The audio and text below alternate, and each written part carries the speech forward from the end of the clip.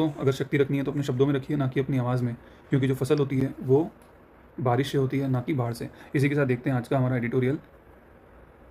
तो दोस्तों हमारा देखोगे आज का जो एडिटोरियल है, इट इज़ अबाउट जो हमारा रिन्यूएबल एनर्जी का गोल है उसके बारे में। अगर कोई ऐसा एडिटोरियल मैं कहता हूँ जो 100% आएगा, तो ये आज का एडिटोरियल वैसा ही है, क्योंकि रिन्यूएबल एनर्जी का आना ही है। अब देखो इंडिया को क्या है, अभी 2035 तक हमारा जो टारगेट है वो 500 गीगावाट का है। मतलब हम देखोगे कि हमको 60% पावर कैपेसिटी जो है वो रिन्यूएबल सोर्सेज से, नॉन फ्यूजल फ्यूल से अचीव करनी है। ठीक है, तो लेकिन उसमें भी क्या क्या प्रॉब्लम है राइटर ने ये बताया। तो राइटर कह रहा है कि सोलर और wind power depend on sunlight and wind, जो कि 24/7 तो अवेलेबल होती नहीं है, तो ये एक इंटरमिटेंसी चैलेंज है।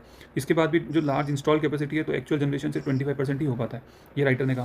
उसके बाद राइटर कह रहा है कि ग्रिड एंड ट्रांसमिशन क्या है, मतलब आप पावर लेते हो, लेकिन वो ट्रांसमिट ही नहीं हो पाती। जैसे कि राजस्थान सरप्लस कंट्री है, डिमांड में हाई, यहाँ पे बिहार में हाई डिमांड है, लेकिन वो ट्रांसमिट ही नहीं हो पा रहा। तो wastage of clean energy, dependence of fossil fuel जो है कंटिन्यूस हो रहा है।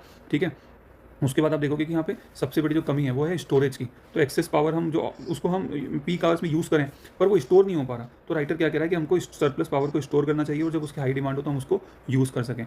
अब राइटर कह रहा है कि what real energy security require, सबसे पहले ग्रिड फ्लेक्सिबिलिटी की, कि हमको स्मार्ट ग्रिड लगाने होंगे जिससे कि डिमांड रिस्पॉन्स और रीजनल बैलेंसिंग हो। ठीक है, मतलब ऐसा नहीं हो कि पावर का वेस्टेज हो ग्रिड से, आप ये मतलब समझो। उसके बाद फाइनेंशियली स्ट्रॉन्ग डिस्कॉम, जो हेल्दी फाइनेंस डिस्कॉम, आप देखोगे डिस्ट्रीब्यूशन कंपनीज के जो फाइनेंशियल लॉस होते हैं उसको हमको देखना होगा। बेटर ऑपरेशन हो, बेटर इन्वेस्टमेंट हो। ठीक है, बैटरी स्टोरेज सिस्टम अच्छे करने होंगे। सोलर माइक्रो ग्रिड्स के ऊपर ध्यान देना होगा। Decentralize solution for rural and remote areas, इससे ट्रांसमिशन लॉस कम होगा। तो ये आजकल हो भी रहा है। ठीक है, ट्रांसमिशन अपग्रेड्स, हमको ट्रांसमिशन में अपग्रेड लाना होगा।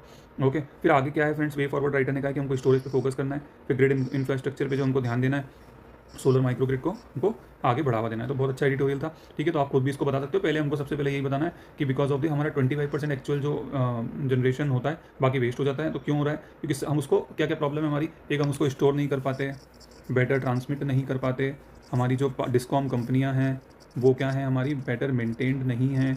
ठीक है, तो ये सब हमने फटाफट लिख लिया। तो इस तरह से आप ऐसे पॉइंट लिखोगे तो बहुत अच्छा रहेगा। आप देखो एक चीज़ मैं आपको और बता दूँ, ये डाटा, ठीक है, तो ये रिन्यूएबल एनर्जी का डाटा, इससे फ्रेंड्स ये दिस इज़ नॉट फैक्ट, ये आपको पता होना चाहिए। आप कहोगे कि फैक्ट याद नहीं है करना, यूपीएससी नहीं पूछता, सब पूछता है ये वाले फैक्ट्स। तो आप देखो अभी जो हमारी कैपेसिटी है दोस्तों वो कितनी है, तो हमारी अराउंड 274 से 283 गीगावाट हमारी कैपेसिटी है अभी। ठीक है, ये मार्च 2026 तक का रफ आंकड़ा है। सोलर एनर्जी इसमें 150 गीगावाट हमारी सोलर एनर्जी है, विंड एनर्जी अराउंड 56 गीगावाट है।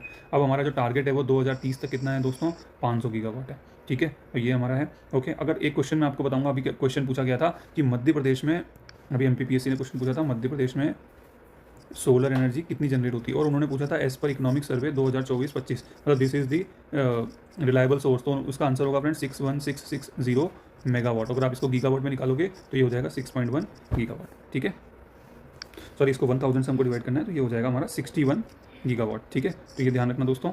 ओके, तो ये इसकी मध्य प्रदेश की सिर्फ जो कैपेसिटी थी वो थी। ओके, तो this was all about it, thank you.